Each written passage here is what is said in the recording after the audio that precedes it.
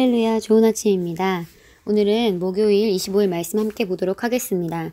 계속해서 영혼을 구원하십시오. 구원하는 주님의 능력과 온 인류를 향한 주님의 영원한 계획의 소식을 가지고 온 세상으로 우리를 보내소서. 시편 67편 2절 말씀입니다. 마태복음 28장 19, 20절에서 주 예수님은 다음과 같이 지시하셨습니다. 그러므로 너희는 가서 모든 민족을 제자로 삼아 아버지와 아들과 성령의 이름으로 세례를 베풀고 내가 너희에게 분부한 모든 것을 가르쳐 지키게 하라. 볼지어다 내가 세상 끝날까지 너희와 항상 함께 있으리라 하시니라. 주 예수님은 우리에게 재림하시기 전까지 세상을 복음화하라고 명하셨습니다. 누가복음 19장 13절에서 예수님은 내가 돌아올 때까지 장사하라고 비유적으로 말씀하셨습니다. 이는 계속 일하고 말씀을 전하며 영혼을 구원하라는 뜻입니다. 우리는 어두운 세상에서 하나님의 의와 빛을 담아서 운반하는 자들입니다. 우리는 모든 민족을 향한 증인으로서 온 세상 사람들에게 복음의 빛을 가져가야 합니다. 우리는 나약하거나 미지근하거나 가만히 있어서는 안 됩니다. 우리는 성령의 열기와 열정을 유지하고 하나님의 지혜와 능력으로 계속해서 복음을 전해야 합니다. 물론 우리는 반대에 직면할 것입니다.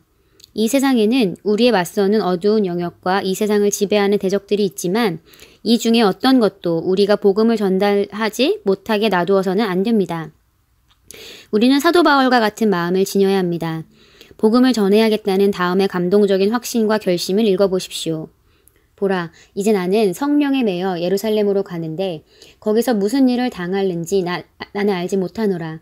오직 성령이 각 성에서 내게 증언하여 결박과 환난이 나를 기다린다. 하시나 내가 달려갈 길과 주 예수께 받은 사명, 곧 하나님의 은혜의 복음을 증거하는 일을 마치려 하면은 나의 생명조차 조금도 귀한 것으로 여기지 아니하노라. 사도행전 20장 20절에서 24절 말씀입니다. 우리가 신뢰하는 것은 우리에게 맡겨진 이 영광스러운 복음이 하나님의 의와 영원한 생명과 온 인류를 향한 운명을 밝혀주는 구원하는 하나님의 능력임을 기억하십시오. 이는 우리가 살아야 할 이유이자 필요하다면 죽을 수 있는 이유이기도 합니다. 따라서 어떤 즐거움이나 역경이나 반대에 포기하거나 움츠러들지 마십시오. 계속해서 영혼을 구원하십시오. 아멘. 네, 오늘 말씀의 실제는 우리에게 정말 영혼을 구원하는 것에 대한 가치에 대해서 함께 말씀을 나누고 있습니다. 우리 다시 한번 시편 67편 2절 말씀 한번 읽어보도록 하겠습니다. 구원하는 주님의 능력과 온 인류를 향한 주님의 영원한 계획의 소식을 가지고 온 세상으로 우리를 보내소서. 아멘. 네, 복음을 전하는 것만이 우리가 영혼을 구원할 수 있는 유일한 방법입니다. 하나님께서는 복음 이외에 다른 것을 우리에게 주시지 않았습니다. 이 복음은 모든 믿는 자들에게 구원을 얻게 하는 능력이 있습니다.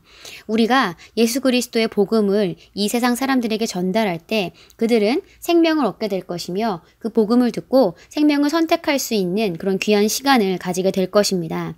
예수님께서는 우리가 계속해서 영혼을 구원하기를 원하십니다. 그런데 성경에서도 보듯이 저희가 정말 말씀을 들고 나아가는 자들의 그 앞에 항상 좋은 일만 있었던 것은 아니었습니다. 언제 어디서나 우리가 말씀을 전하고 또한 말씀대로 살려고 할 때 그것을 핍박하는 세력들이 있습니다. 왜냐하면 이 세상에는 우리에 맞서는 어두운 영역과 이 세상을 지배하는 대적들이 있기 때문입니다.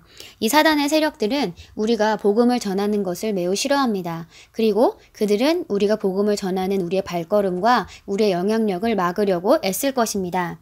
성경에서는 이 세상 사람들이 믿지 못하는 것, 예수님을 믿지 못하는 것은 이 세상 신이 그들의 눈을 가리우고 있기 때문이라고 얘기하고 있습니다. 우리는 어둠의 세력과 영적 전쟁을 하는 것입니다.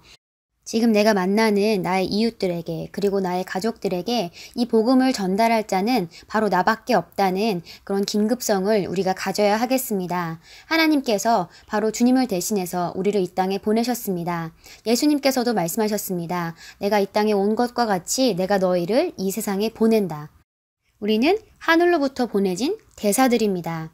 우리는 지금 이 땅에 살면서 하나님의 복음을 전하며 그들의 영혼을 구원하는 아버지의 나라에서 파견된 대사들입니다. 우리가 이 사실을 정말 인식하고 오늘 말씀의 실제는 특히 사도 바울과 같은 마음을 지니라고 우리에게 권면하고 있습니다.